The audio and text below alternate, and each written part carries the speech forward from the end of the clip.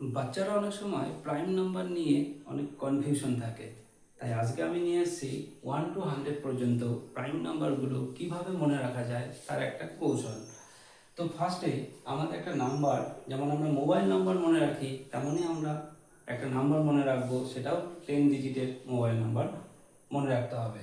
সে mobile নাম্বারটা কি একটু জেনে রাখো। 44 22 3 22 3 and 21. So 1 2 3 4 5 6 7 8 9 10 10 ডিজিট আমরা মোবাইল নাম্বার ন্যাচারালি মনে রাখি। তো সেরকমই আমরা এরকম একটা 10 ডিজিটের নাম্বার মনে রাখবো।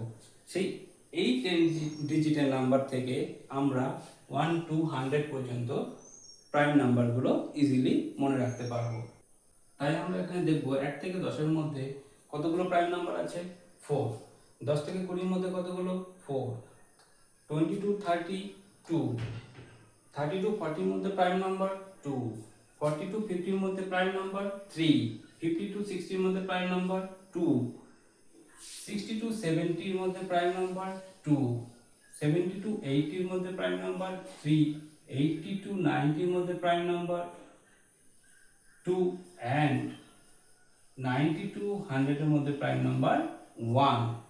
সো এই যে মোবাইল ডিজিট নাম্বার, সেখান থেকে আমরা সমস্ত প্রাইম নাম্বারগুলো মনে রাখতে পারছি। তাহলে একটা কোশ্চেন এখানে দেখো, সলভ করা যাক।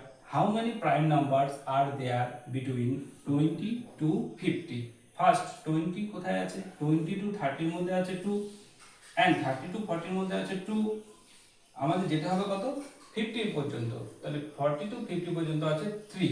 আমরা এই তিনটেকে অ্যাড করে দেবো। তাহলে 2 2 4 4 and 3 7।